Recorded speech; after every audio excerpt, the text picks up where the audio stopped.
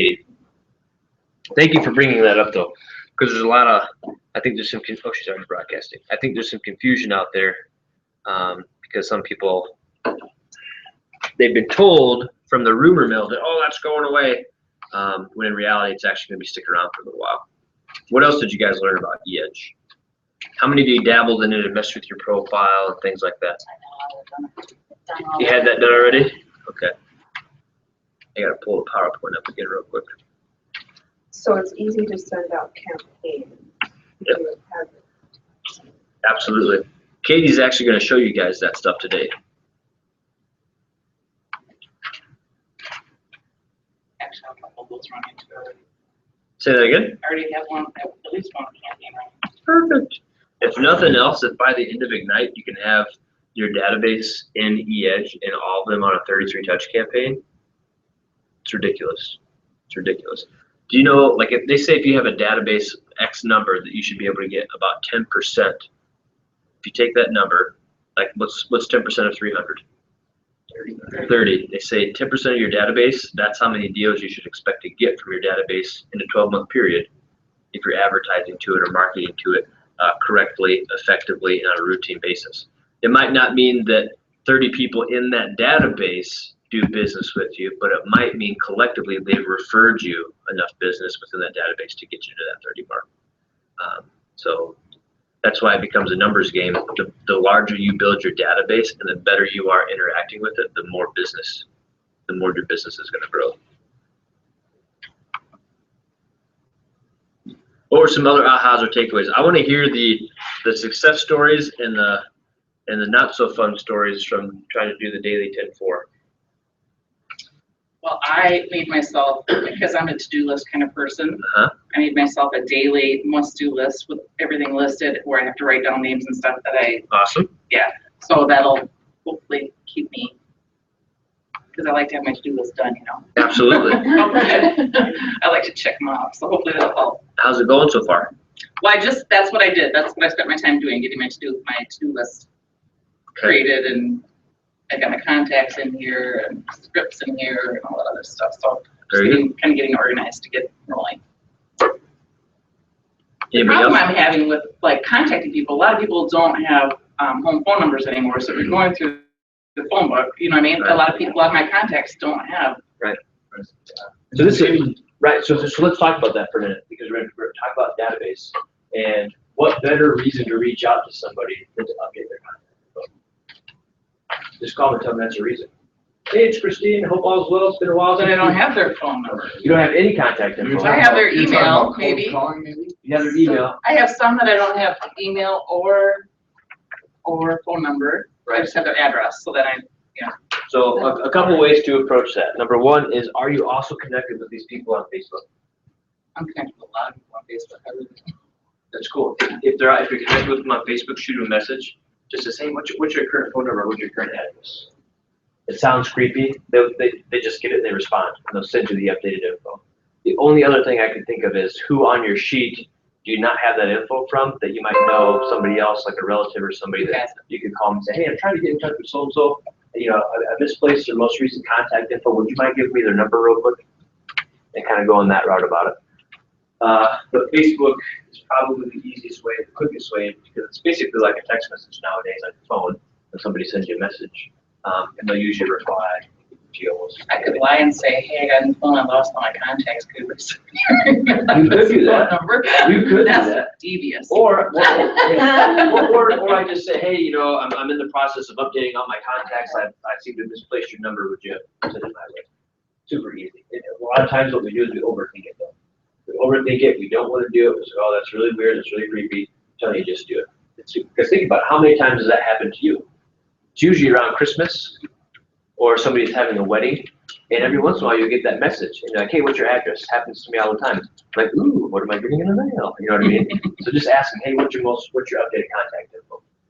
Pretty easy. Okay, what else?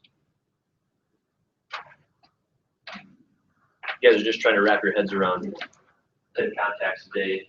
The 10 new is the biggest challenge. Yes! So tell me more about that.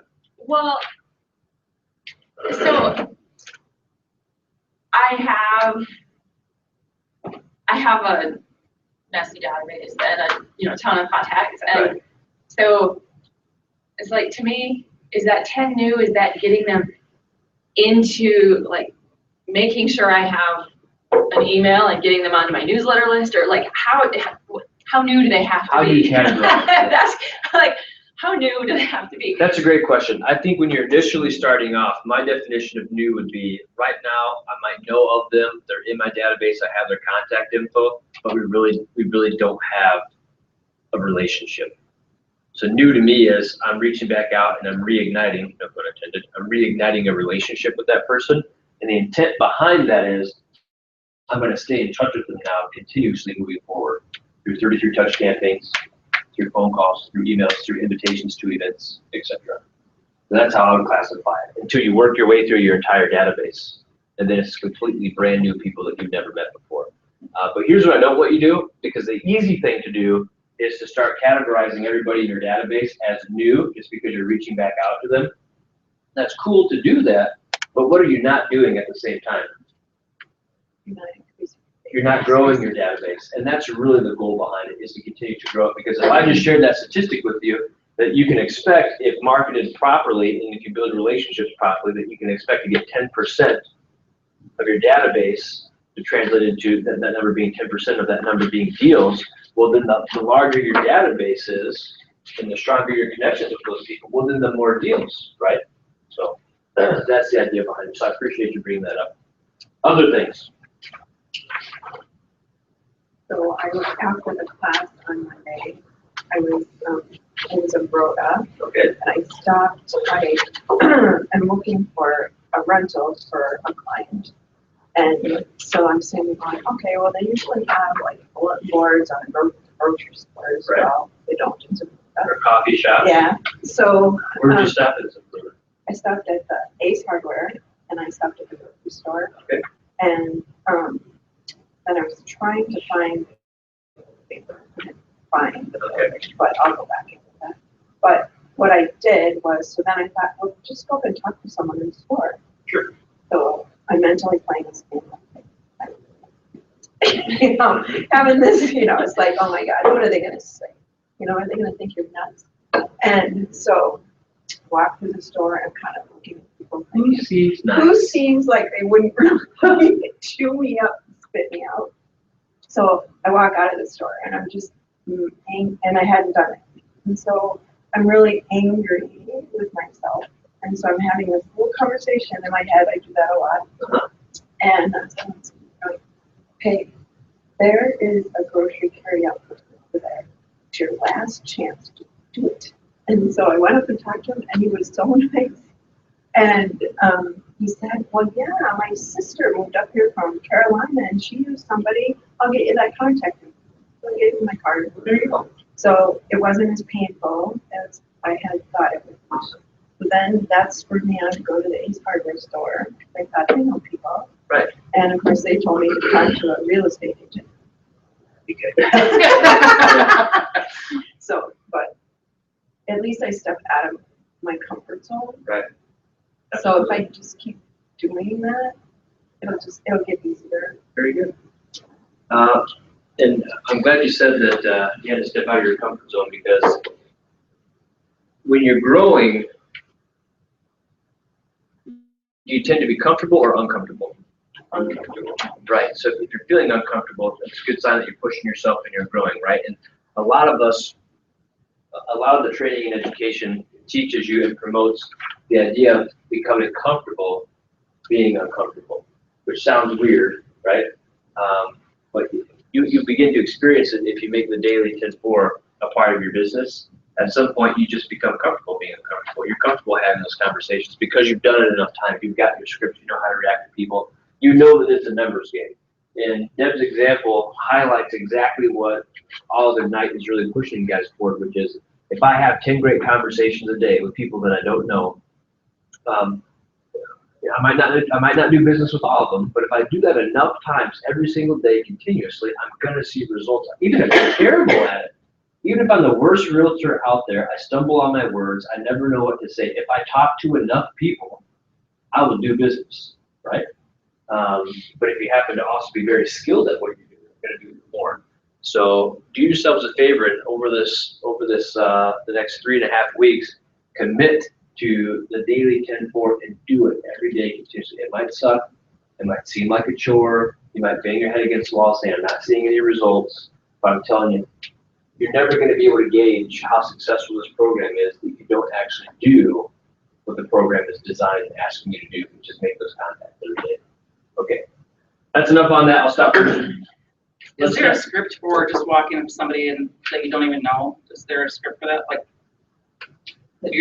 Yeah, well, let me ask you, what's your goal in the conversation? well, to tell them to tell them I'm a real estate agent. If they need help. Basically just to give them a card and say, hey, it sounds something like this. Hey, how are you? I'm Zach Duckworth. I'm a local agent here at Keller Williams. Very nice to meet you. See you're out and about. Just wanted to give you my card. If you ever have any real estate needs whatsoever, I'd be happy to take great care of you. What is it that you do? And start a conversation that way, right? You're gonna have half the people look at you like, come again? Right? And you're gonna have some people like, oh my God, and you're gonna have your high highs, oh, thanks for your card, so nice to meet you, blah, blah, blah, blah. And then every once in a while, you're gonna have that random Jim that says, oh my God, this must be fake. I can't believe I'm running into you right now. We were just having a conversation yesterday about the fact that we need to sell our house. Awesome. I knew, I felt I had to come up and introduce myself to you. That must have been why. I'd love to come visit your home and let you know we can probably sell it for. Would that be helpful for you? So I know it seems weird, but is that not what door knocking is? It's the same thing. It's a numbers game. You're literally knocking on a bunch of doors to see who's going to potentially raise their hand to work with you. Feels so different though, like the dynamic that you just explained about door knocking. Like, Oh, just absolutely. going up to anybody random, Yeah. like, that is weird, you know? Well, this is what you do, Sean. This is what you do. You just hide in their bushes until they come up to the house. And then you jump up to them and say, oh, by the way, yeah, I lost something over here. I don't know, it just happened to be in the area. You know what I did one time? I have to tell you this because it's kind of fun when I first started. I was at the gas station. It was in the summer, obviously, and there was a truck parked next to me with their windows down. Before I left, I took one of my pens and threw it. That's awesome. Like pens with waitresses. Yeah. There you go. There's also different levels to that too. I mean, if you just drive into a neighborhood, park your car, pick a random street, get out sometimes. That's the hardest because you're picking a completely cold street, right? You know, versus if you go and you pick a street that has a for sale sign by Remax or us or Edina or whoever, and you knock around that sign, then you've got something to kind of talk about too a little bit. It's a little So bit. Jamie, let me ask you, what's the difference between, what is what you just described? The difference between just picking a random neighborhood and doing it, and then actually picking one that, maybe makes a little bit more sense or there's some purpose behind it. Purpose. Yeah, it's, well, E2P. I get that one. It's E2P. It's moving from entrepreneurial, I'm just gonna show up and door knock, to being purposeful, but even more so, and this is a word I love to focus on in business, it's strategic. Being very, very strategic in what you're doing. Because door knocking, if you door knock and say, hey, how are you? I'm Zach with Keller Williams Premier. I'd love to sell your house and help you buy real estate. You might find some success doing that, but you have to talk to a lot of people. You're going to get a lot of people that like, don't ever follow me again, right? Which is fine. Versus you knock on the door and say, hey, how are you? I'm Zach with Keller Williams. Not here to sell you anything, not here to pester you. I just want you to know, just a few homes over or just a few blocks over in your neighborhood, a home went up for sale. Just like you might be interested to know what it was on the market for and would you like me to update you when it sells, how much it went for. Like, is that completely different? Yeah. It doesn't even have to be your listing to do that. Right? Hey, just so you know, a home came on in your neighborhood. You know of anybody that might want to move into your neighborhood, I'd love to help them. And also, I can certainly update you as to what it sells for if that's something that would be of interest to you. Most people are probably going to say, yeah, I'd love to know what it sells for, right? Great. What's your email address? I'll add you to your list of all your other neighbors who want the same information. There you go. Now, what did I just do there? Put them into a pool of people that they want to be in. Absolutely. So you could also start off by saying, hey, I've heard from all of your neighbors, good morning. All of your neighbors are constantly asking me to update them about what home to sell for in the neighborhood. I thought you might want the same information. Do you want me to put you on the same list as your neighbors? Like, what is that doing to them subconsciously? I'm just like ninja judo chopping them everywhere. Right. Everybody else is doing it, put me on that list. Yeah. Everybody else is doing it, I want to be on that bad boy. Right? right? Completely different. And now you Or if have. they say, let me see who's on the list. Right. Yeah. This is private confidential information. But how do you think about approaching it that way? If you hold an open house, you door knock and say, hey, I'm just here to invite you to the open house on Sunday from 1 to 3. I'm not here to sell you anything or anything like that, but if you'd like to come on by, please do. We'd love to have you take a look at it. The neighbors are looking for some feedback, and if you know of anybody that might be interested in moving into the neighborhood, we'd love to know. I've had a great response to that. Right? Really, really good, actually. Thank you for sharing. And that's why too, I say that exact thing. I say, when people are trying to move, they tend to gravitate towards their family, friends, coworkers, in the same neighborhoods. And then from us, neighbors' standpoint, they'd much rather have some kind of a say or control Somebody you know. who moves into next door, Right. Than just anybody. Right, or if you're anything like me, I'm like, great, I'm not gonna let any of my friends and family know that it's for sale. So I think that's a great method. And then, oh, by the way, if they come to the open house, what is it? Another touch, right? Chance for you to build that really, oh my gosh, good to see you. How are you? Thank you so much for stopping by. I really appreciate it. And even there, you can say, hey, would you like to know what this eventually sells for? Be happy to share that info with you, right?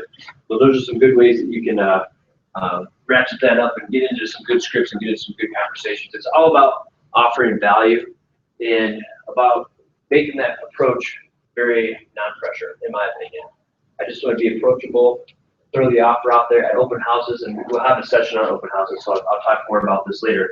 But I got to the point, I heard somebody else talk about it, and this wasn't my idea. So like, here's the deal, at the end of the day, just ask them their business. Like, good Lord, that's what you're there for. Quit beating around the bush and hoping and praying that if you give them a card, they'll maybe call you. Because here's the deal, I've been doing that for 6 or 7 years, it's never happened. Thanks for coming through my open, here's my card. Great, dude.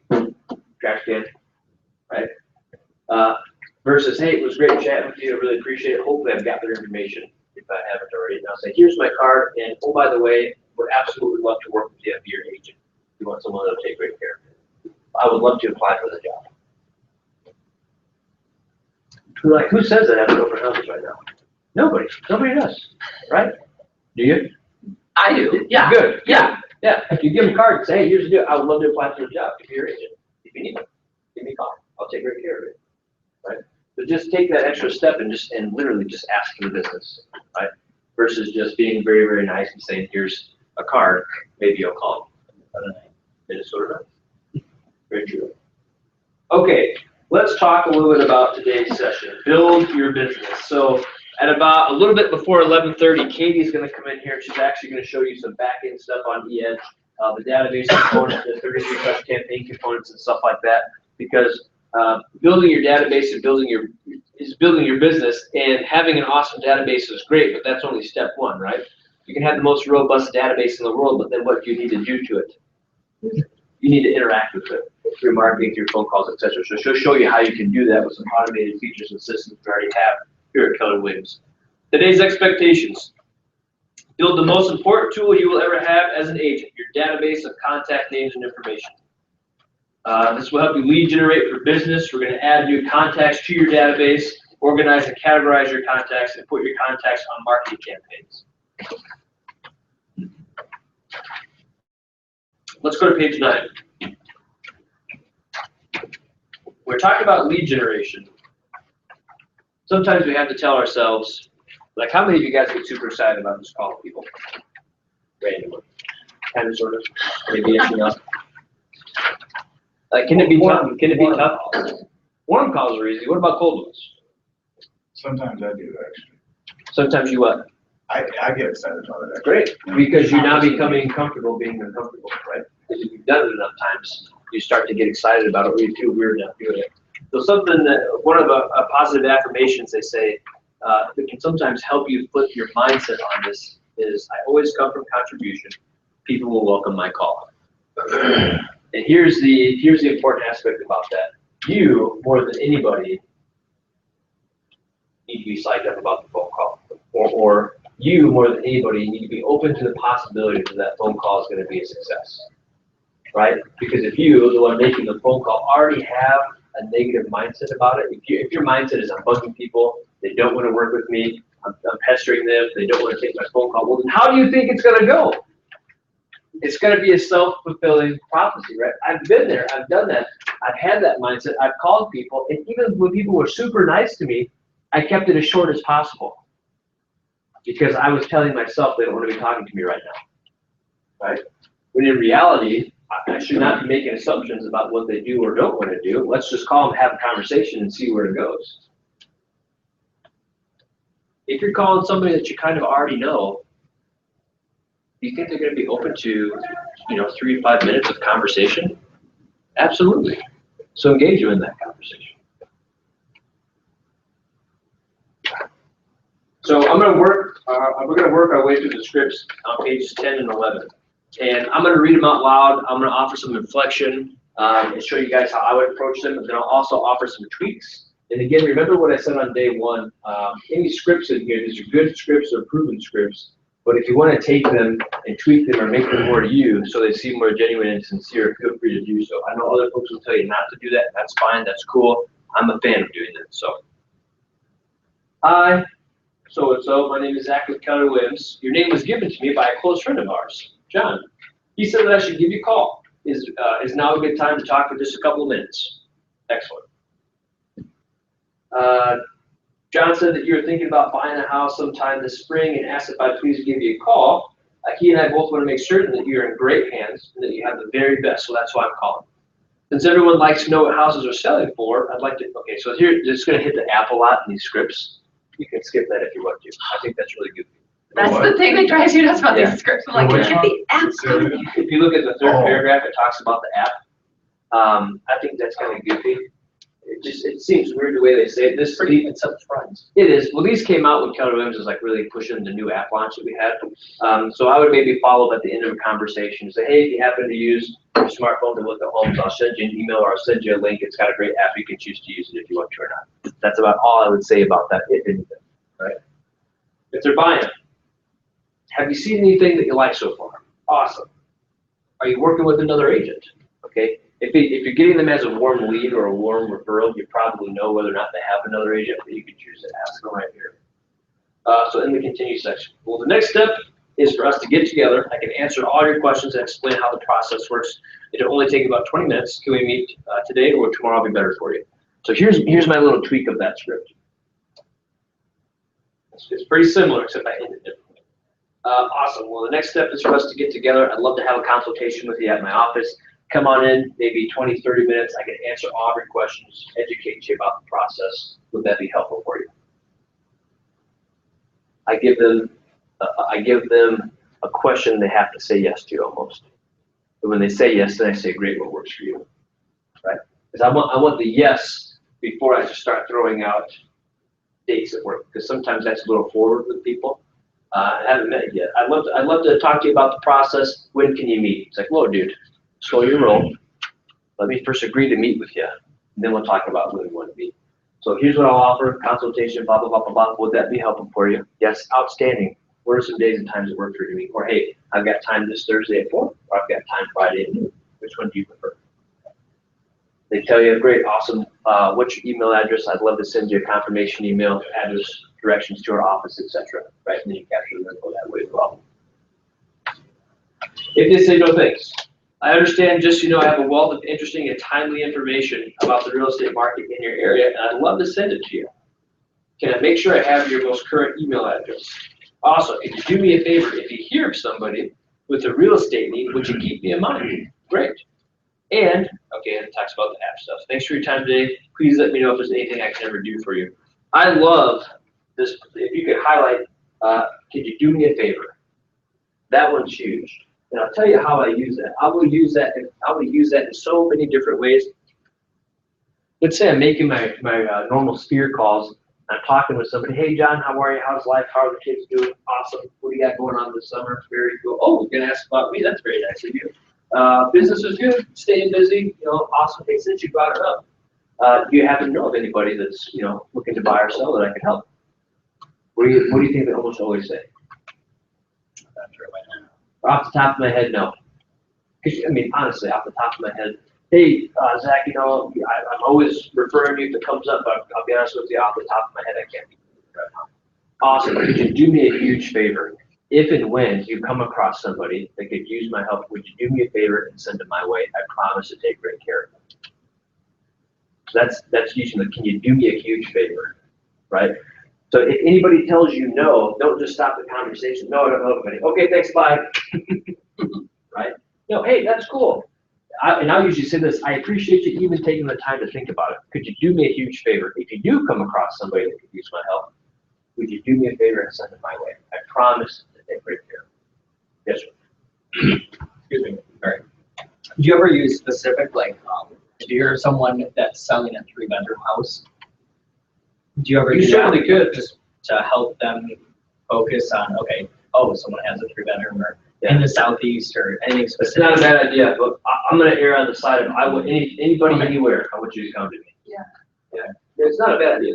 Sure. What you could say is, hey, do you know anybody, blah, blah, blah, or, yeah, there's this killer home in downtown, or there's this killer home just shy of downtown Rochester, 3-bath, 4-bedroom, it's absolutely gorgeous, that's why I'm on the hunt for something, right? So, if you know it, yeah, could you do me a favor, if you know of anybody, I'd love to help them, especially if they're maybe looking for something like that. Okay, that's a good way to kind of incorporate it. What are your thoughts on that?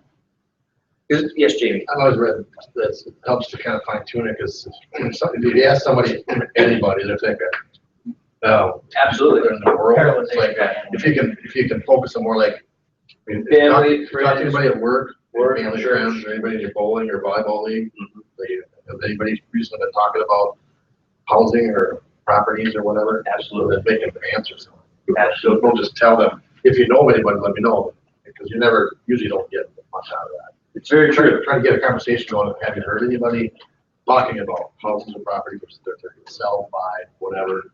They can, you play volleyball? Yeah, actually, I play on Thursday nights or whatever.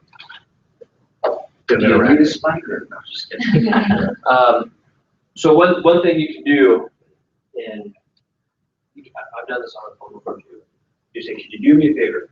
If you come across anybody at work, at church, friends or family, you can add in some of those more specific groups if you want to during that script. Just make sure that you at least ask for them to refer you business. That's the biggest thing. And even too, like when I told you about that one that day, this house got sold, it was actually not sold by a different real estate company, but it was sold by the actual owner. Instead of my mind focusing on, dang it, I wish I'd have talked to this guy or these people beforehand, and I would have got the sale. I was focusing on what could happen next. Well, then I asked him, I said, well, do you know anybody? And first I congratulated them on it, that they got their house sold, moved into a new place, and they said, by the way, you know anybody that's maybe looking to sell their home in the spring coming up? And that guy spit it out, he told me, so I got a good referral out of it, and somewhere around May, I'll be contacting these people to open their house. So Awesome. sometimes you gotta keep your mind focused on positive things, and not the fact that something that Very true. doesn't benefit you, Very true. Well, especially if that person is experiencing positive, because you can leverage that positive. Hey, Right. Congratulations. That's so awesome. Very cool. Let's say there's a for sale by owner and they successfully sell their home on their own. What might they gonna also do? Buy a house. Buy a house. Awesome. Hey, I'm so pumped that you got your home sold. By the way, who's gonna help you buy your next one? I'd love to apply for this grant. Hello? You. I work for you for free when I help you buy it. Cool. Huge source for business, right? Or hey, congratulations, like you just said, Jamie, congratulations on the sale of your home. That's awesome. You know of anybody else that's looking to do the same? Let's jump to page 11 and look at some of the scripts we have here. So we've got two versions. We've got new to real estate, we've got new to Keller Williams, and then we've got the rest of the script. Hey, this is Zach. Do you have a quick moment? I'd like to share some exciting news with you. I've become a real estate agent with Keller Williams. I'm super pumped to get into the real estate industry. Super excited for it. With this new partnership, I've got all their knowledge working for me, plus my clients get all my enthusiasm and hard work. I thought about sharing this with you because I knew you'd be someone to help me grow my business. Could you shoot this as a video and just email blast it to your database? Oh my God, absolutely. That's huge. I would love to do that. I'm a huge video guy. Love doing that. New to Keller Williams. Hey, this is Zach. You have a quick minute? I'd like to share some exciting news with you. Usually, I'm the one helping people make the move, but this time, I'm actually the one who moved. I moved my business over to Keller Williams. But just because my company name has changed, the level of service I offer my clients has. My clients will continue to get all my enthusiasm and hard work. As you already know, I'll do whatever it takes to help people. Can I count on you to help me grow my business? Or Would you be willing to help me grow my business? That seems like a great opportunity to say your level of service. That's, Increased or improved, yeah. I mean, you got more tools, you got more, Well, here's- that was my situation, I had nothing. Absolutely. Yeah. And here's why it's gauged that way, because if it's a past client, they don't want you to think, well, did I get screwed in the past? Oh, Or you were with them, you know what I mean? yeah. But you're exactly right. So let's look at the rest of it. We're gonna skip the first paragraph, which is about the app. I'd like to ask, who might you know from work, your neighborhood, or a group that you belong to who's interested in buying or selling a home, or maybe even investing in real estate? Can you think of anybody right now? Thanks for taking a moment to think about that. And if they say no, well, it looks like they have to do me a favor down here already. I have a wealth of interesting and timely information, that's script again. And could you do me a favor, if you hear of somebody with a real estate need, would you please keep me in mind? Great. And about the app again, thank you for your time and help, blah, blah, blah, blah, blah. So here's what I don't like the, would you just keep me in mind? I want to say, would you do me a favor and put me in touch with that person? That's what I want. And here's the deal, because there's two versions of this, and there's one version I way prefer over the other. One version is, oh, super cool, I'll let them know about you and give them your info and your card. Is that like almost a swing and a miss? Because what would I prefer? To have contact. Great, call me, give me their info, and I will reach out to them. That's the preferred method, right? Because if Jamie calls me and tells me that script, and I work with Deb, and at work that day, Deb says, oh yeah, I'm gonna think about buying, and I say, oh great, this guy Jamie just called me, he's supposed to know his info, what you think about calling, he's a good dude. Versus, yeah, Zach, we're thinking about moving, awesome, well, very cool, I've got a great realtor, his name's Jamie, I'm gonna give him a call, can I put him in touch with you? Absolutely, can he call you on your cell phone? Great, can I give the number? Sure. I call Jamie, no, do you know, like, if it's a post-it note method versus giving Jamie the opportunity to call her directly, which one's gonna have a higher success rate, hands down? Right. Absolutely, because she might lose that, she might forget it, somebody else might get to her in the meantime, versus if I call Jamie, just talk to Deb at our office, she's thinking about doing something real estate, she said that you can reach out to her, here's her number. Awesome, hey, thanks so much, I'm gonna follow with her right away. Yep, that's almost always how it goes down. But yeah, or if somebody says, oh yeah, I just told somebody about you, say, great, could you do me a favor, would you mind sharing me their info, I'd love to reach out to them. Okay, if I have to kick it up another notch, you could say something to this effect, hey, I'd love to reach out to them and get in touch with them before maybe somebody else has the opportunity to do so. Because I know if they work with me, they're gonna be well taken care of. Right? That kind of helps them understand there's maybe a sense of urgency. And hey, I don't want Shiesty McGee coming into play here because I went to an open house. I want Jamie to get in there and get that business. Does that make some sense? And that's sometimes tougher to do because it's a friend of ours. They're going to be like, hey, give me their number. Right? It's like, no, dude, like they didn't want me to give you their number. You know, that I'm just going to tell them about you because they're Minnesota nice. I don't want them getting an email from you that says so-and-so said that you want to work with me, right? Because that's not what I said. I said they're looking, they might be interested in some help from you. So hey, that's awesome. Could you do me a favor? Would you mind sharing their info with me? I'd love to reach out to them so I have the opportunity to help them and make sure they're well taken care of before somebody else maybe gets in the mix. Does that make sense? Okay. Give me some thoughts on these scripts so far. These good, these helpful, they're useful. Could you see yourself using them? I'd like to replace the app piece with Your website or something. my website, or can you follow me on my business Facebook? Absolutely. So that you can, you know, share with your friends when I'm hosting an open, Right. or Well, here's what I think would be a winning combination: is you use this great script, you get some contact information, and then now you have something to follow up with. It was so great to talk to you. Look forward to meeting you. By the way, between now and we meet, here's my website. Yeah. Would love to see you hop on this thing. It's the most timely, accurate website out there for homes that are on the market. Take a look, and before we meet, you might even have some properties in mind that you found on our site, right? Or even a text message. So great to talk to you. If you click this link below, it'll put an app on your phone. You can see all the homes immediately in your area that are available for sale. Right? It's being more strategic about it. And the app is great for buyers. Right. It's great for buyers. It is great. The sellers like, or you can sell it to sellers by saying, I'm gonna send you an app, and if you click on it, it'll let you see what all the other homes around you are going Right. for. Because you might wanna know what your competition is, right? So I think it gives you an opportunity to follow up with an item of value versus just following up and saying, I look forward to meeting you. Great, no, I look forward to meeting you. And oh, by the way, here's another little something. Like, wow, I like this person. They give me all kinds of items of value, right? Good, thanks for bringing that up. Other thoughts?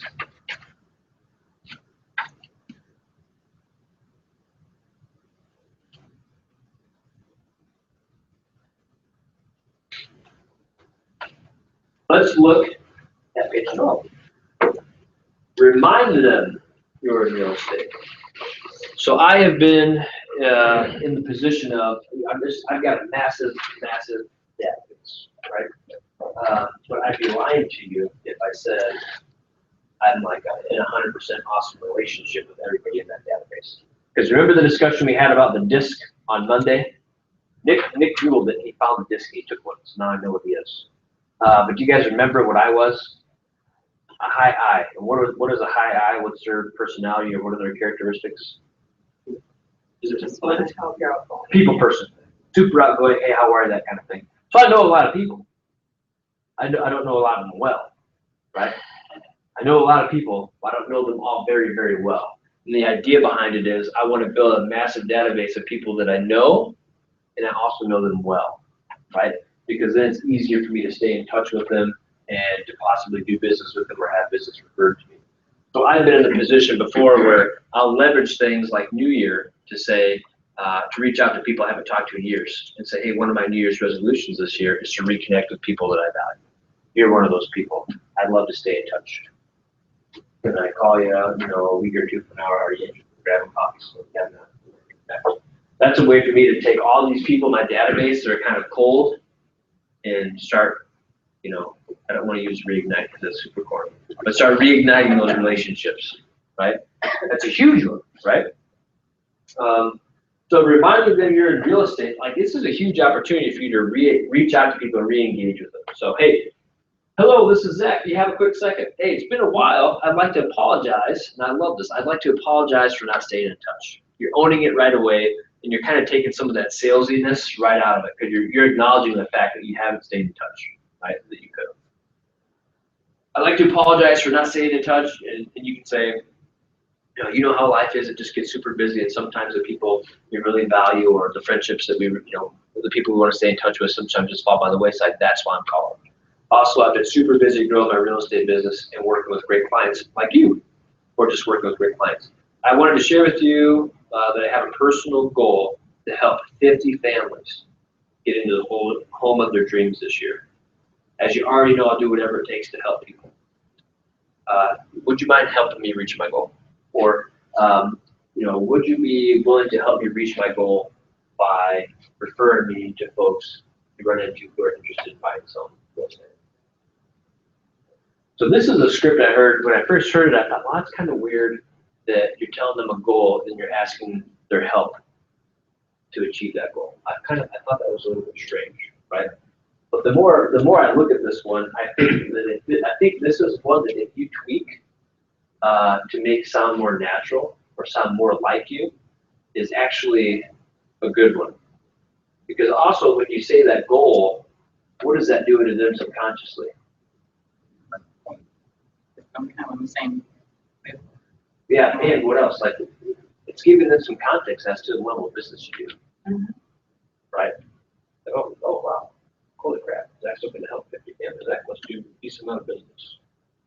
Absolutely, I'm willing to help you with that, right?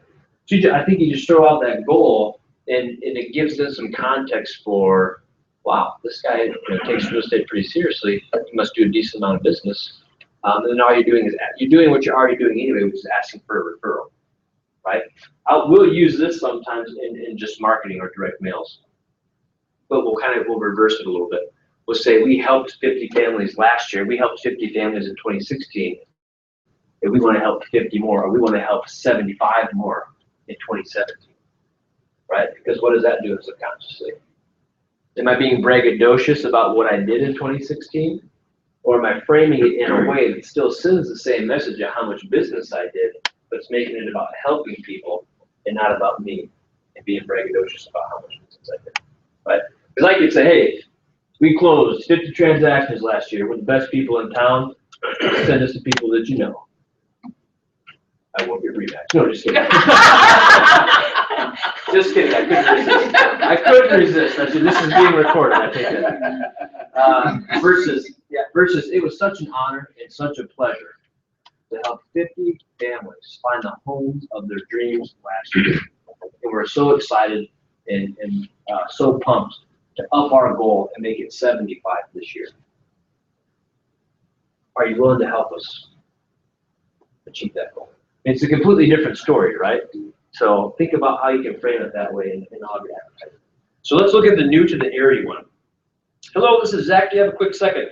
I'd like to share some exciting news with you. I've moved to Rochester. I'm with Keller Williams, and I thought about connecting with you because I knew you'd be someone that would potentially be willing to help me grow my business.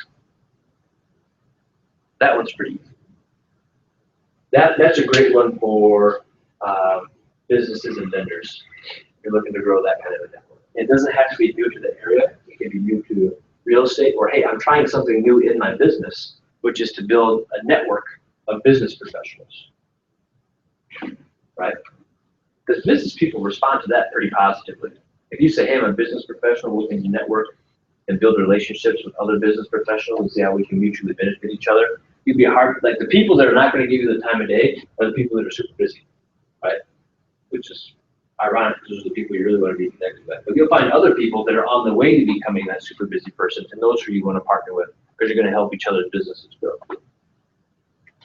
Let's look at the rest of the script. I'm going to skip the app paragraph. I'd like to ask who you know. That one's similar. I have a wealth of interesting information, etc. And can you do me a favor if you hear somebody, right? You see how? Remember when I told you on Monday? When you're in conversations with people, you can almost always find an opportunity to insert something and then direct to a script, right? This is just showing you, hey, no matter what comes up, whether it's the fact that you're new to real estate, whether it's the fact that you're new to Keller Williams, whether it's the fact that you're reminding them you're in real estate, whether that you're new to the area, here's a couple sentences you say to segue to the script you always go to, right? It's just like, I started out in A, how do I make that quick connection to B so that I can get to C, which is asking for business or that referral, right? And I'm telling you, once you internalize these things, like it'll be, like it's awesome. You'll be, and especially like if your spouse is with you, they'll just be like, oh my God, they just went from conversation to boom to boom. And they're going to notice you doing it all the time, but it seems so natural and so genuine and so sincere that they'll be a little bit mesmerized by it. Like, hey, how are you?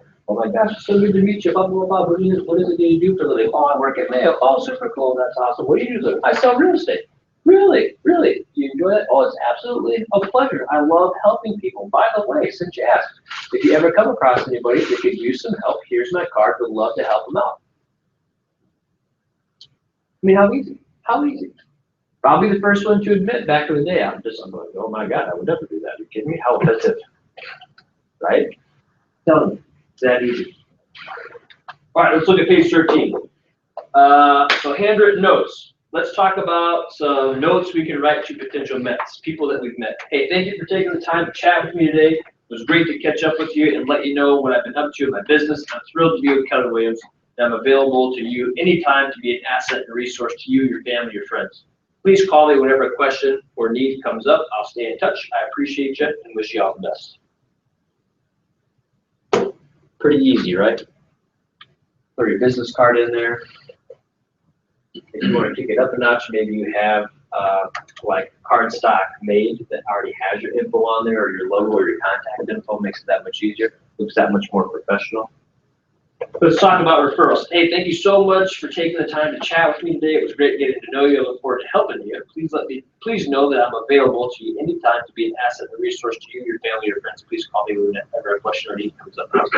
Like, are you getting the point that it's the same script over and over again with minor tweaks, right? But it's just the fact that you internalize that, and anytime you see an opportunity to insert that script into a conversation, that you do so. So in our business, anytime somebody sends us a referral, they get a handwritten note with a coffee card, $5 to Starbucks. It says, hey, thank you so much for thinking of us. We greatly appreciate it. Hope all is well. With some cards, right? Because that's a behavior that we want to reward, right? You know, it sounds so Pavlovian, but that's a behavior that we want to reward, right? Because my mindset used to be so small that I thought, okay, that's cool, thank you so much. When that closes, I'm going to send them a thank you, right? But then I realized what's really important is the fact that that transaction closes important, or is the fact that they actually took the time to refer me business. It's important, right? I want them to refer me 10, 20, 50 deals a year, right? Doesn't matter how many of them close. I just want them to keep them coming. I just want the opportunity to get that business, right?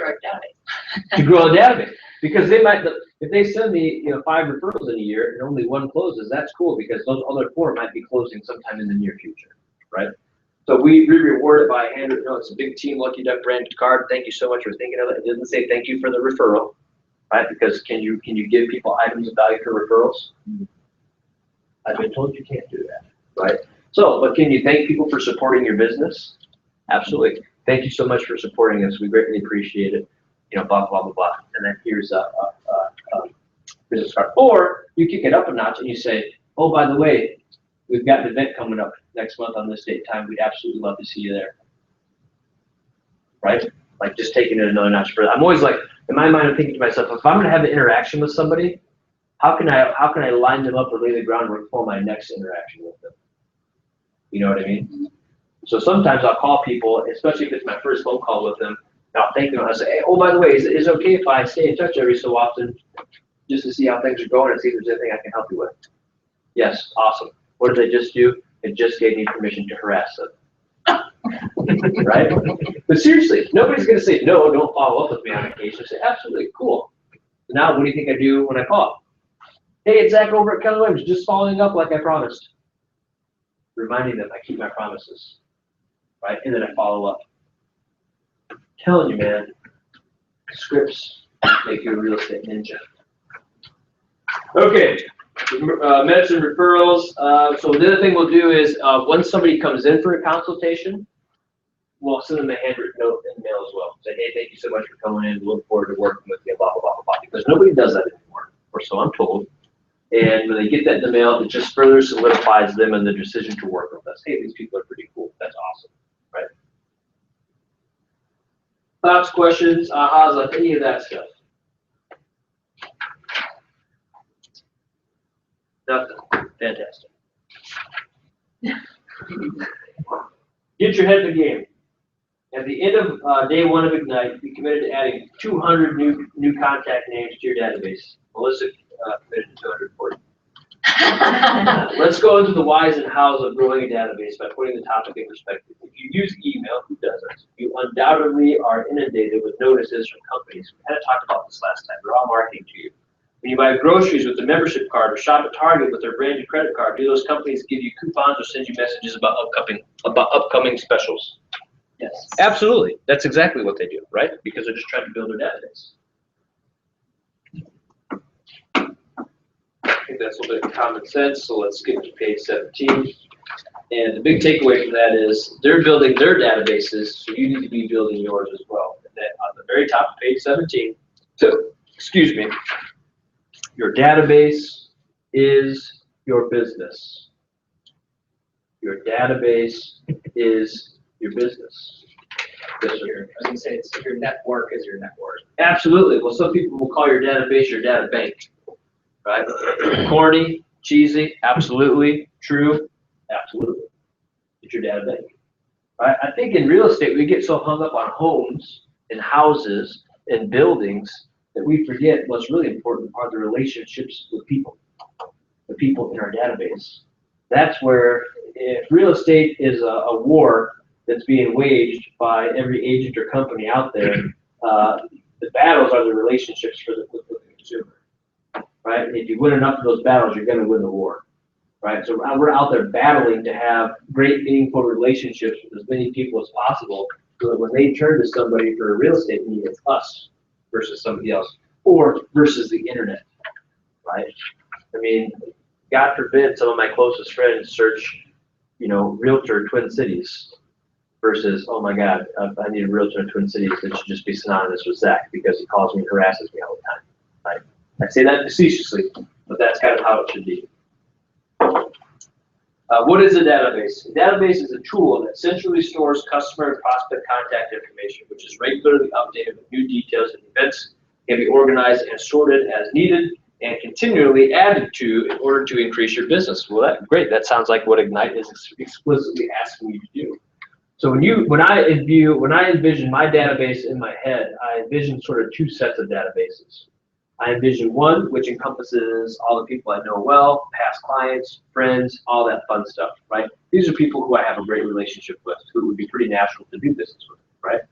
Then the other portion of that database are the people that I'm just meeting, right? The people I don't know that well, people I would consider prospects or potential leads, right?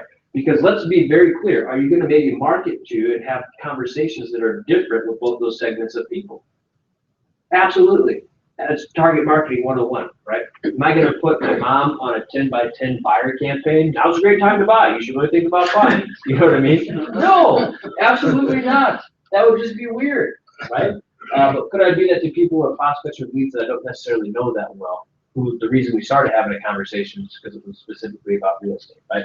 To these people, they might be getting things to me, say, Happy Holidays, branded with Zach and Team Lucky Duck and Keller Williams, Merry Christmas, Happy Thanksgiving, a monthly newsletter, things of that nature that just remind them I'm in real estate. Not a hard sell. Unless one of them raises their hand and say, hey, we're thinking about buying. Great, now you might go into a buyer campaign because you just raised your hand and opened that.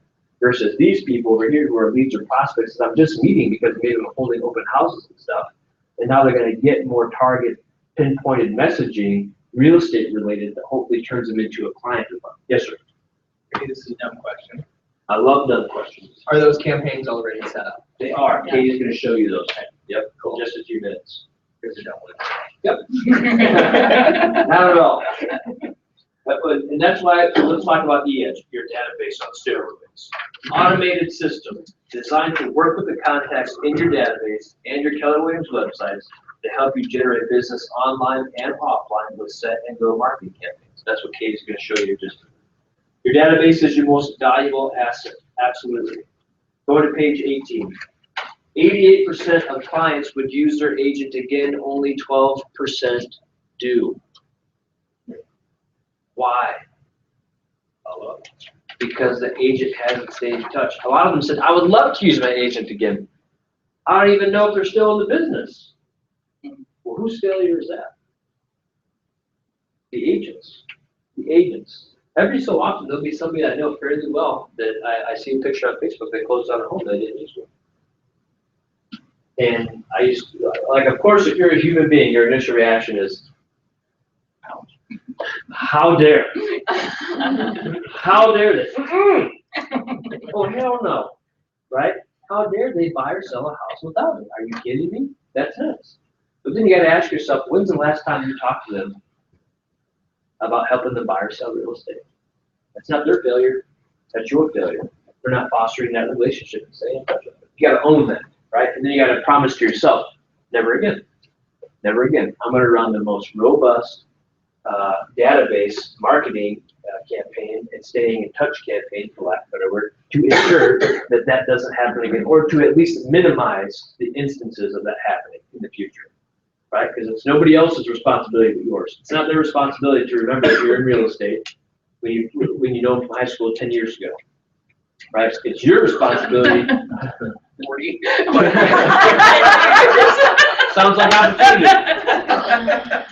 It's your job to stay on top of that and remind them that you're in real estate. And not just to remind them that you're in real estate, because anybody can do that, right? I can wear Keller Williams on my shirt and say, hey, I'm in real estate, I'm in real estate. But the difference is, hey, just so you know, I will be more than willing to help you and take great care of you should you ever have a real estate. Please give me a call. Huge difference. So NAR, the National Association of Realtors, tells us on average people move every 10 years. There are 10 years between transactions. Agents who don't leverage systems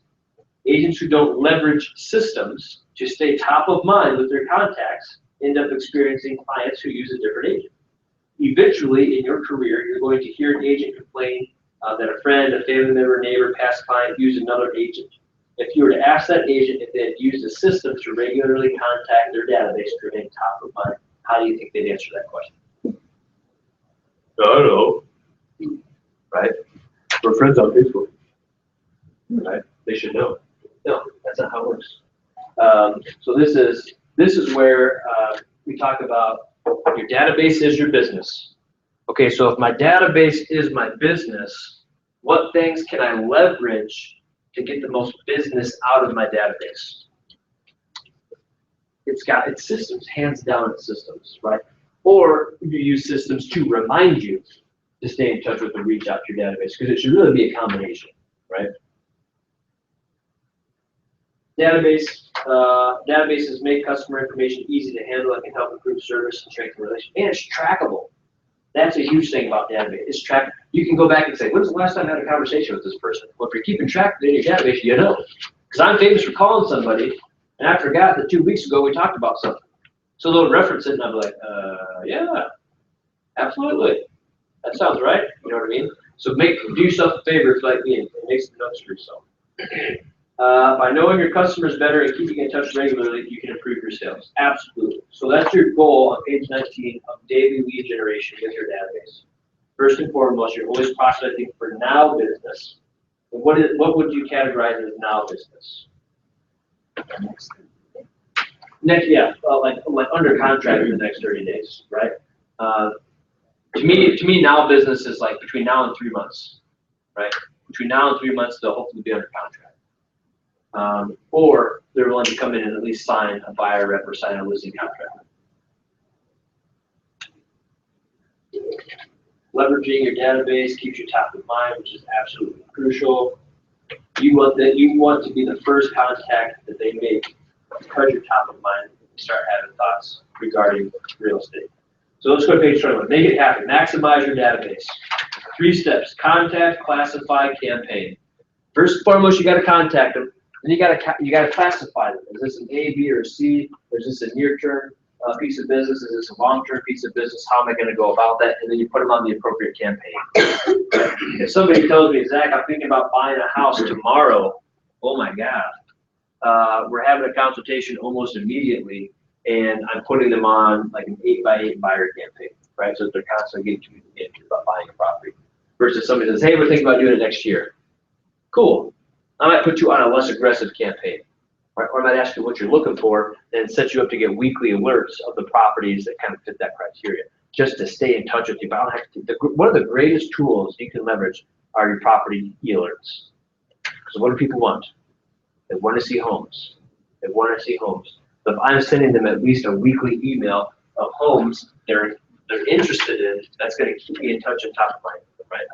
That's one of the easiest ones to leverage. And the MLS even gives you that. But I prefer to do it from my website. I want the traffic to be driven there so that when Google looks at my website, my SEO is huge versus the MLS's. Contact. Who is defined as contact? Mets, your sphere of influence, haven't met people you don't know, and referrals, people that obviously get referred to. All right. Sources on page 22 of haven't met: your neighborhood, geographic farm, sports team, house of worship, club or organizations, LinkedIn contacts, Facebook. And again, they have a farm code file. Now, when I say farming a neighborhood, do you guys know what that means? Okay, direct mailing or door knocking a specific neighborhood, just kind of making that your baby. You do it continuously, right? You kind of build that relationship and become known as a person. Goals for the contact: ask for their business, ask for a referral, get more information to build and nurture a relationship. Keep in mind why you want their info. To build a relationship, you want as much data as you can gather. We'll keep in touch. We'll keep track of their home anniversary date when they close on their home. We'll keep track of their birthdays. We try to keep track of who has children so that they constantly get something that's from us in the mail. Happy birthday, happy 5-year anniversary on your home, things of that nature. That just keep us in touch with them. Like, oh, that's nice. Remember about that. Let's go to page 25, classify. You can classify using certain types: buyer, seller, agent, renter, investor, vendor, referrals. I will categorize people as past clients so that I know at a quick glance if it's somebody that I've done business with before, right? So I can remind myself. And then you can classify these more by using groups. Who I know from schools, sports, open houses. And later on in Ignite, I'm going to share with you the power of sourcing your business, because when you source your business, it allows you to measure your return on investment, right? If I can source my business and track what I spent on that source of business, then I can measure, is this a good investment still? What's my return on investment? Should I keep doing it? Should I not keep doing it?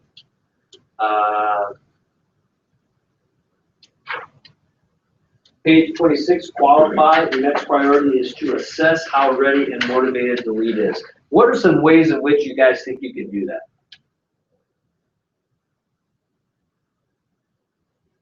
Ask them what their time frame is. Absolutely. I'll tell them, hey, what's your time frame? Or if they don't quite get that, I'll say, in a perfect world, when do you see yourself in your next home, right? But it's easy for anybody to fantasize about that and come up with an arbitrary timeline. So what are some things that start separating people from the pack? Truly motivated versus the looking. Have you met with our lender? Pre-approval, man. And first off, will you meet with me? Will you come in for a consultation? And number two, are you already pre-approved, or are you willing to start the pre-approval process right now? Right? Those are the two quickest ways to gauge motivation. Because I have found somebody will sometimes tell me, like they could call me right now today, March 1, and say, we don't want to be at home until October. And I'll say, great, come on in, let's meet, let's have a consultation, let's get you pre-approved, we'll start sending you properties. What do you think almost always happens? The time frame bumps up, and all of a sudden they're in a home by June, right? Which is cool. I didn't do that. I'm not pressuring them, but they're seeing the homes on the market. They're seeing what the market's doing. They're hearing about interest rates. They're seeing what they afford. So I always will take that consultation, run through pre-approval so they know what their budget is, and I'll send them properties. I've never had anybody push the timeline on me. I'm sure I have, but it's very few. I've had plenty of people bump that timeline up. Do you have something? I was gonna ask, so if someone said to you, oh, I'm looking at the next year, do you do the consult? Absolutely. Okay. Because I want to be the only agent that they've met face-to-face with. And I'll still sign them on a contract. Because that's just solidifying me as their agent, right? Because if I don't do that, a lot can happen in a year's time. All right. Here's what they're going to do. They're going to go through open houses. They're going to run into a split guy like me who says, hey, I can send you X, Y, and Z. Would that be helpful for you? Absolutely great. You know what else I can do? I can have a consultation, explain the process, educate you about everything, make sure you're protected, and advise you along the way. Would that be helpful? Sure it would. Cool. Come on to my office. Let's meet. I just got them. On average, how many homes are fixed? I've heard 7, and then on this last page, it just said 10. I think it's between 7 and 10. I think we've seen that go up a little bit, just based on the housing crisis we had. Some people stay home. So what you see on page 27, it says your turn, classify your leads. It talks about the campaigns on page 28, page 29, 8x8, 33 touches, all these fun things. Katie's going to come in and actually show you guys what this looks like in eEdge. So your homework assignment is build your database, look at these campaigns, start categorizing, grouping people, and start putting people on these campaigns that you think makes the most sense. And then if you look in your binders, or excuse me, your packets, mission 3, these would be all the things that you need to complete between now and next Monday. It's the same with mission 4, since we're not going to have our session on Friday, this Friday. So do missions 3 and 4 between now and over the weekend, and then on Monday, we're actually going to hit sessions 3 and 4 pretty hard from 9 to noon. Nick, I don't think you're here yet when we talk about that. So we're not doing Ignite this Friday, it's going to be here. But on Monday, we're going to do from 9 to noon, cover all that material. And then each of the next 3 Fridays are going to be 9 to 11 instead of 10 to noon. So any questions for me before I snag Katie real quick? Let me go get the box lady.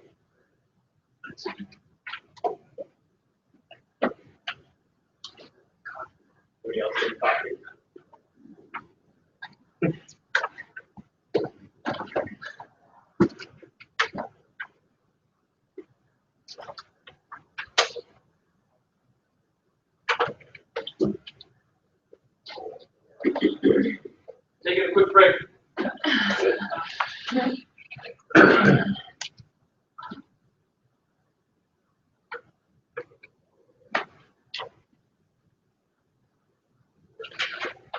I will be around. I'll be back in, this afternoon if you have any questions for me. I just have to run in. Prospect.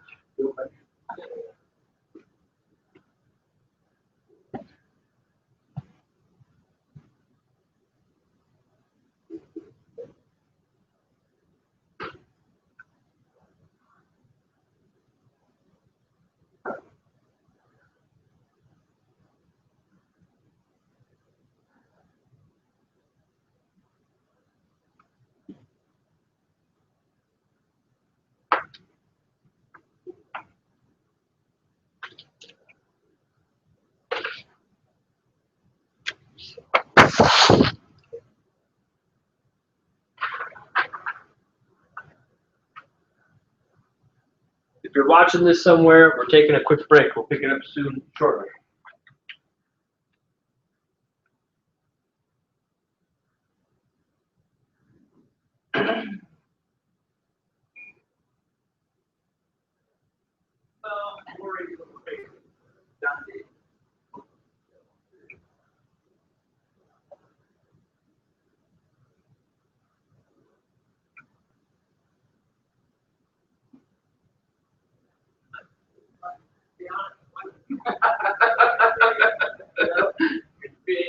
Pretty sure I said him around then, yeah.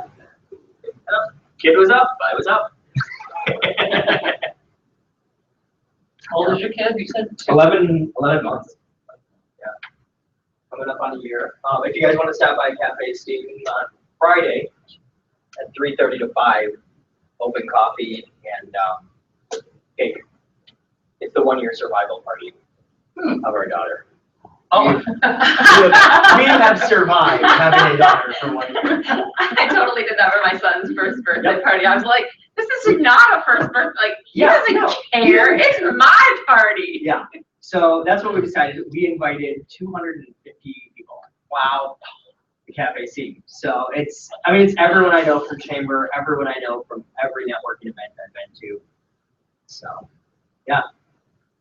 Don't feel shy. Come on over. I'd like to see if I can hit fire code at Cafe Steve. That would be exciting. Would be fun. Mm-hmm. I've never heard of the place. And you get 25% off, by the way. Oh, cool. You tell them that you're part of the party. It's Cannabis and Chardonnay, downtown Oh, okay. Broadway, Okay. 3:30 to 5.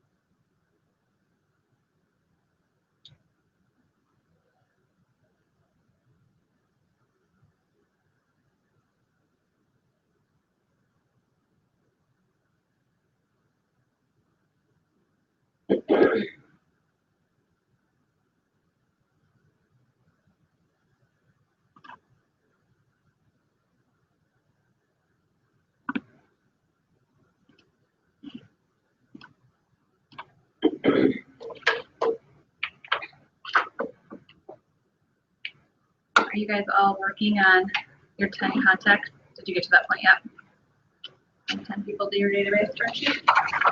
Is that, okay. I don't know if Jamie's coming back, but we'll go ahead and get started. So I'm going to talk briefly today on adding contacts to your contact database system in eEdge, and then creating campaigns and adding your contacts to those campaigns. So from your eEdge control panel, all of your contacts will sit here in this little view contacts area.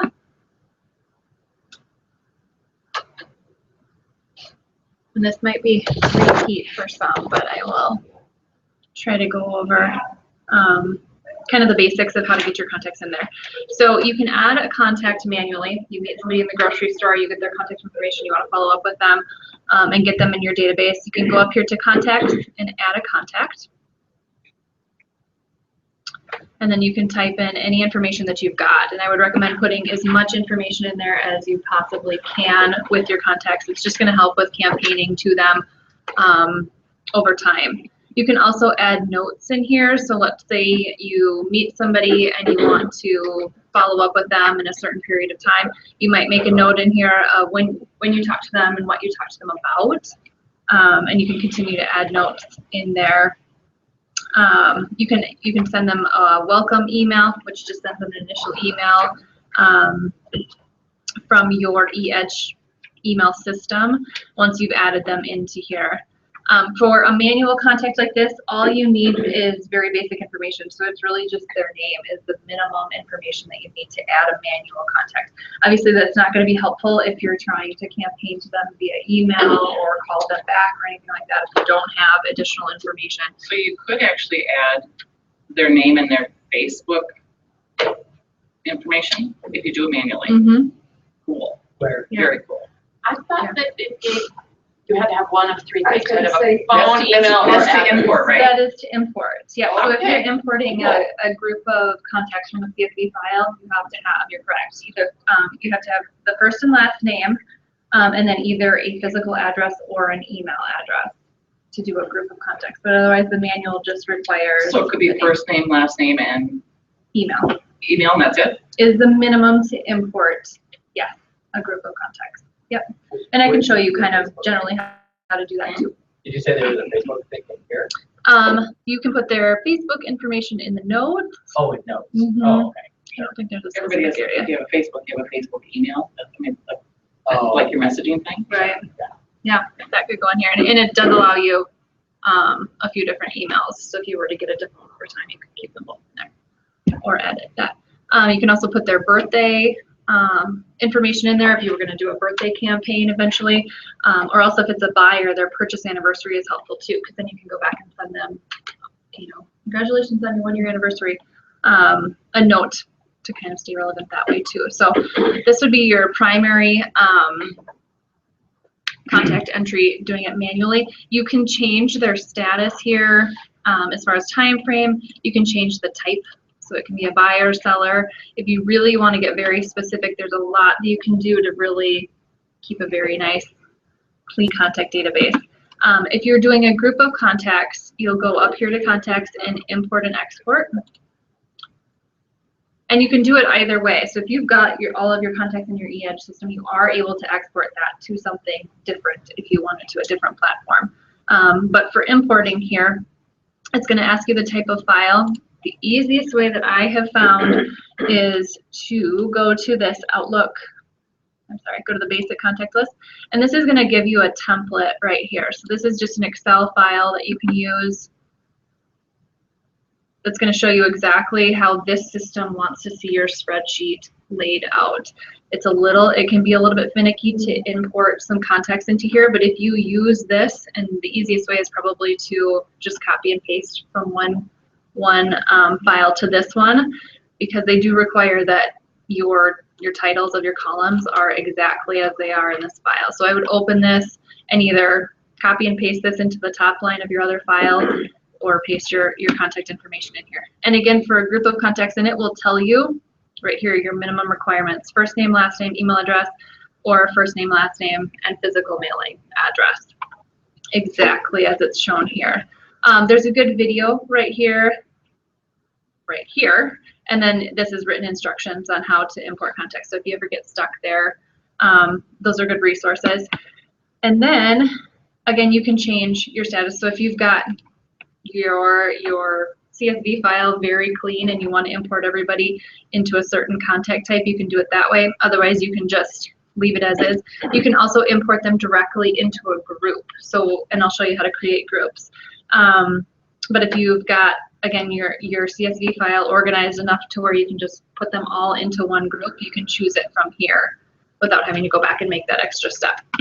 And then you'll just upload the database here, the file here. So, and I don't think I have any contacts in here. But from like a Gmail, for example, you can go to contacts. And this one is not going to work. This is our default email.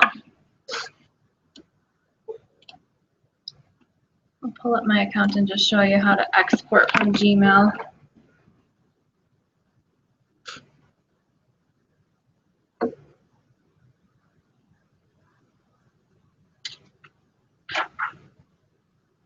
If you go up to mail and change it to contact,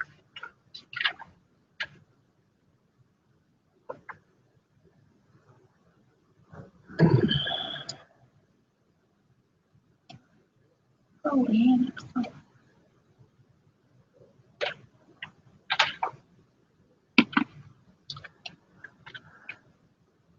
Okay, so I'm in the contacts section of my Gmail, and then you go to more and export here. And it's going to ask you what you want to export, whether it's a group or all, and then the type of file will be this Outlook CSV file, and you just hit export, and it's going to give you typically a pop-up here.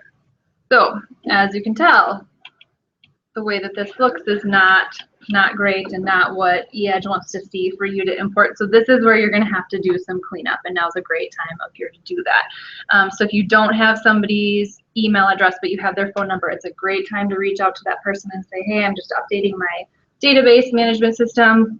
Can I please have your email? Or if you're missing additional information, reach out to them and just try to get as much information as you can. And then if you don't have their information, it's best just to delete them out of this CSV file. It won't take them out of your email or your eEdge system. You're just taking it out of the spreadsheet. And maybe make a separate spreadsheet of people that you are missing that information from and see if you can get it at some other point in time. So once you've got that cleaned up, then you can just go back into eEdge and upload your spreadsheet here. And then it will start to upload, and it will tell you if there's any that have failed. It should detect if there's a duplicate record. So if the name is the exact same, it should detect it. However, I was going through my database. Or just have you corrected? It will just let you know that it's a duplicate. Here.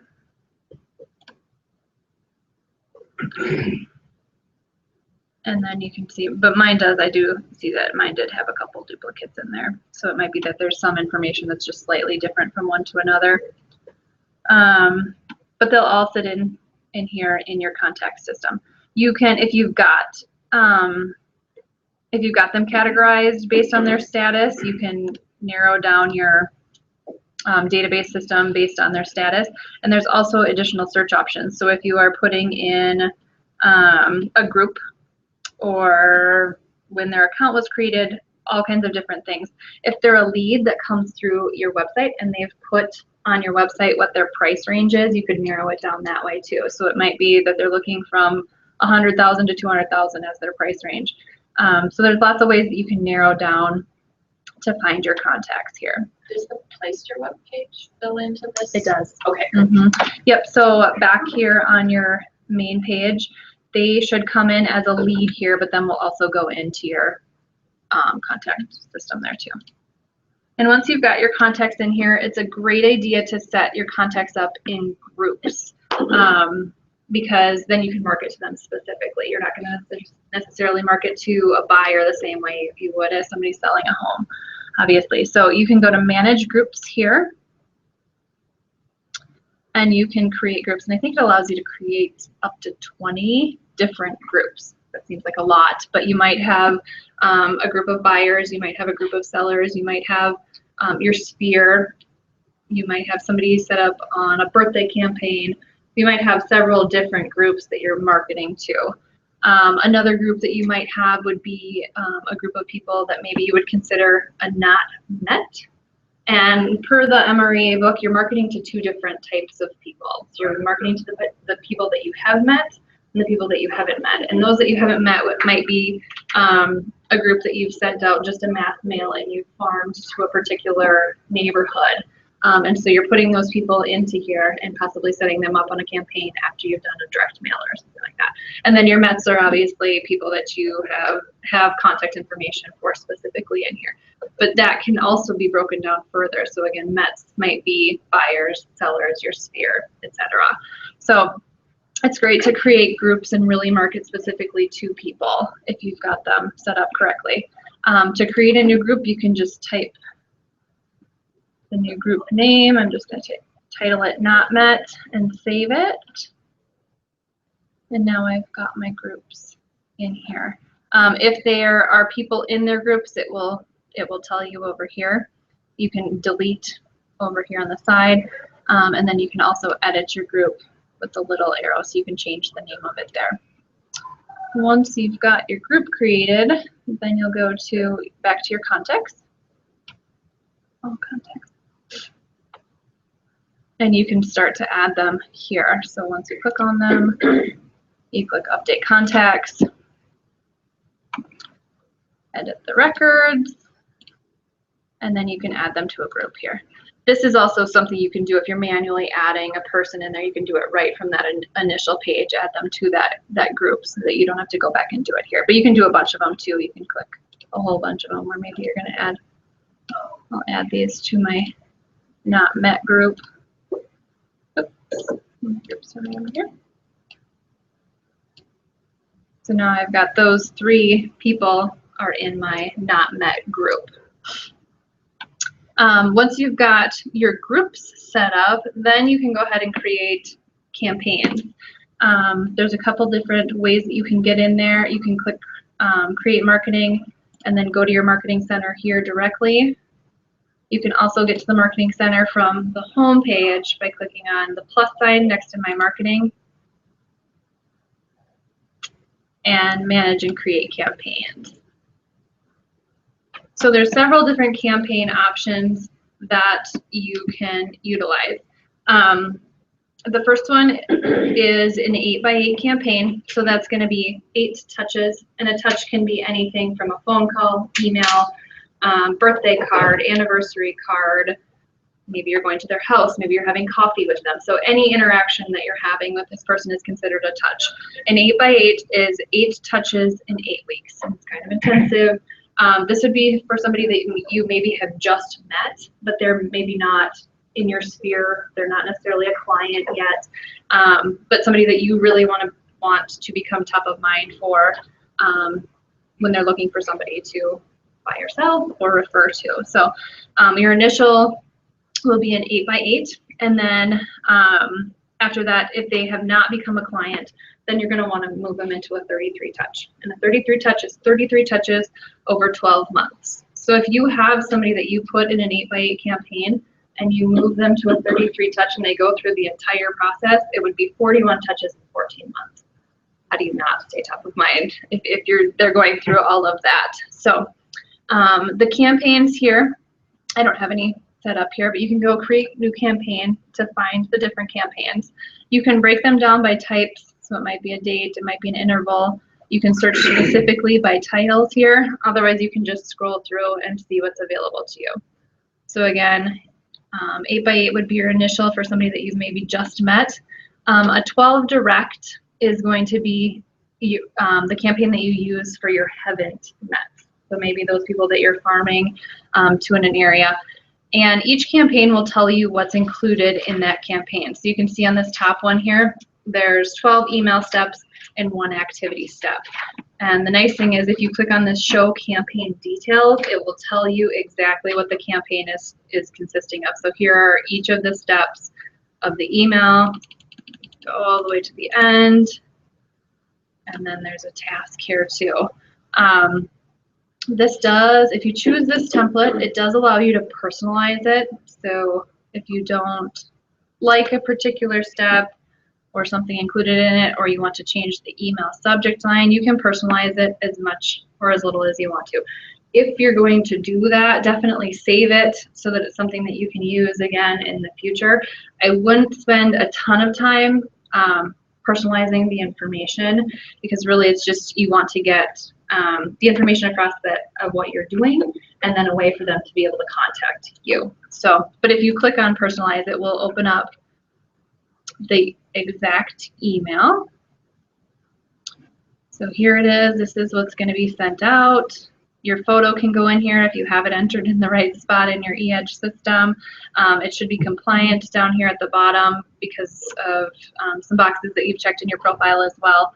So this is what will be sent out in the first step. And again, you can personalize it if you want to. If you do, just make sure you save it. I'm just going to exit back out here. Are those updated often, or? They are, yes, they are. Because I was reading through, so the MREA book, the Red Book, Real Estate Agent, Millionaire Real Estate Agent, has some really good information on it regarding these campaigns and the success rates and the order that you should do them in. So if you don't have that, this is a great resource for campaigns. What is that book? It's called the Millionaire Real Estate Agent. We have them here if you'd like to purchase one. But even since that book was written, they've updated this, because the 12 direct used to be a direct mailer to everybody for the entire thing, and now they've changed it into an email. So it does get updated. The top here of the campaigns will actually show you how many emails have been sent and what their open rate is. If there is a direct mail included or involved in the campaign, it will show you how many have been mailed and how much you've spent. And then again, activities, if there's maybe a phone call or something like that, how many have been scheduled and completed. So it will tell you exactly what's happening with your campaign. Again, you can edit as much as you want to, and then right down here in the campaign is where you're going to add or remove contacts. We've made edits and saved.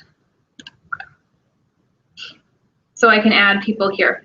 I can add them manually, or I can add an entire group. So I can go through and add those 3 that I haven't met, and you can add more than 1 on here directly to that campaign. And then once you're done with that, you're going to review and activate your campaign. So you have to acknowledge that you are sending this out. And then the nice thing that they've added somewhat recently, it will automatically allow them to roll over to a new campaign. So if you're setting up an 8x8 and then you want them to roll into a 33 touch, you can add that in here. There it is. As long as you've got an active campaign going. So that's the key thing. You have to have an active campaign going in order to roll them into it. Otherwise, they won't roll into anything. The 33 touches actually restart. I think it's the 3rd week in March. So I'll actually show you. That's a good time. Yeah, yeah, exactly. I'll show you a 33 touch here. Let's see. And it will show you. You mean you can only start at a certain time?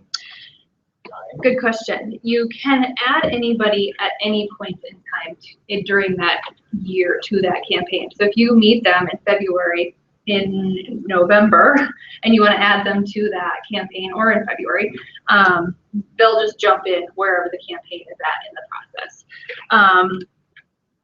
If you click on the 33 touch and choose the campaign or choose the template, and your computer's not slow, it will tell you how much is left right up here. So you can see there's only one email step left and 3 activity steps. So that's between now and the 3rd week in March, 3 weeks from now, basically. So you can see where it's at. But if you put somebody on that campaign, they're just going to jump in wherever it's at in the process. And I would definitely recommend doing that. You don't have to wait until it's started all the way over to get them added. You can add them at any point in time. So the first thing you're going to want to do, though, is make sure that your campaigns are active and going. And another thing I would recommend with your campaigns is add yourself to it. And you'll get your own emails, but then you can at least tell that they're coming through and making sure that it's correct. If you stop getting your own emails, then you can check back in here and figure out what happened, what's going on. So then if I added someone, so I had someone on December 3rd, I was on vacation, I go back on the 7th, Mhm. I put them in on the 8th. Yeah. They'll just jump in at whatever point. Yeah. That 33 is at. Will it then continue to fulfill the full 33 into the next round? No. It will not. It will not. It will, yep. At the end of March, the end of the 3rd week in March, that campaign will stop. So you'd have to reactivate that campaign. Mm-hmm. But they'll take, it's like the President's Day, leadership email, like it's these things that are kind of date specific, their Thanksgiving card and the, like, whatever, just like random things on the calendar that make the campaign writers decide to put notes out. So that's part of why, and there'll be a new one to put them onto, but it's somewhat seasonal and date specific. Mm-hmm. And it will tell you in the campaigns what dates things are going out to, so you can see exactly. Like, for example, if you put somebody on an 8x8, they will get their first email the next day after you've entered them onto that campaign, and then they will get one every 7 days after that. So, and you can see exactly the dates that will go out, that the information will definitely go out. There are different campaigns for individuals versus teams. So if you're part of a team, you might be sending a team versus the individual ones. And then anytime that you can choose HTML as an option, there are different options. I would choose that one, because if somebody doesn't have their images turned on in their email, they won't be able to see what you're sending out. So choose the HTML option there too. And you can go through, if there's something you really don't like, if there's a step you don't like, you can take one out, or you can individually add one in. So you can customize this as much as you want to spend the time doing that. But again, I wouldn't spend a whole ton of time changing things up. And if you do, definitely save it so that you can reuse it at a later time. So all your campaigns are in here. I'm going to show you really quickly where to go. If you set up a campaign and it has a direct mail in there, obviously the person has to have a mailing address in order to get the information. But you can manage the payments to Keller Williams to print those by clicking on your contacts again, and then up here in the corner in the drop down is my account, and then billing and shipping is right here. So your information can be entered in here for your payment method for direct mailers there. So those do come from Keller Williams International. So we don't have any involvement here in the Market Center for direct mailers like that. But that's where that can be managed there. Trying to think if I'm missing anything. Do you guys have questions on campaigns? Or any of you using campaigns currently? I'm doing a newsletter. Okay. That's part of that. Okay, good. Are you using this for that? For the newsletter? Yeah. Yeah, good. Have you gotten any feedback? I've had a couple people bow out. Uh-huh.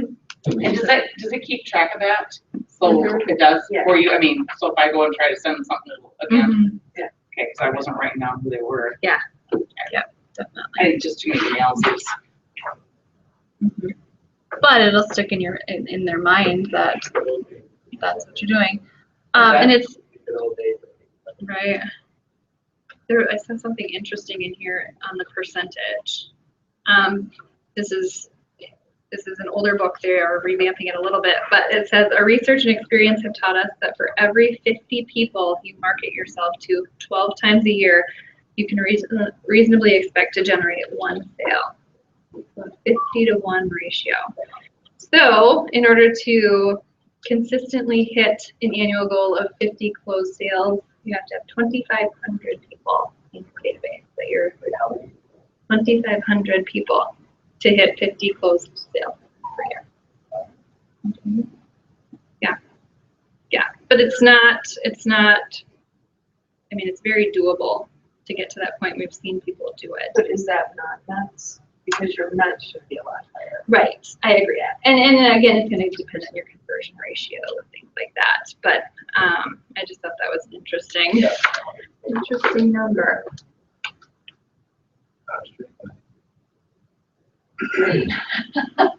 You could put all of Rochester in. May as well, get that 2,500 people.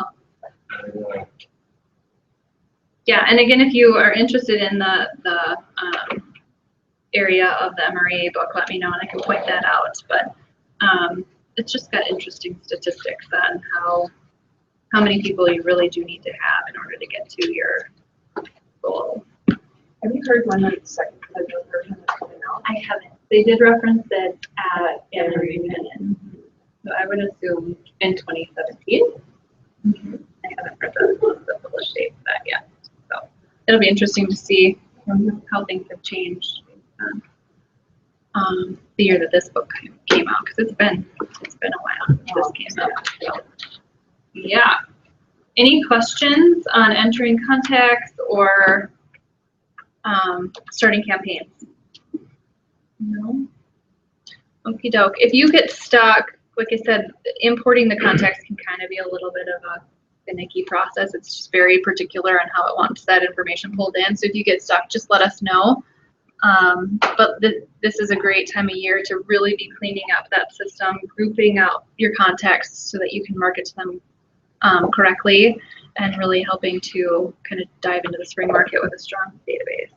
So that is all I have today. You guys get out early when I come. Yeah.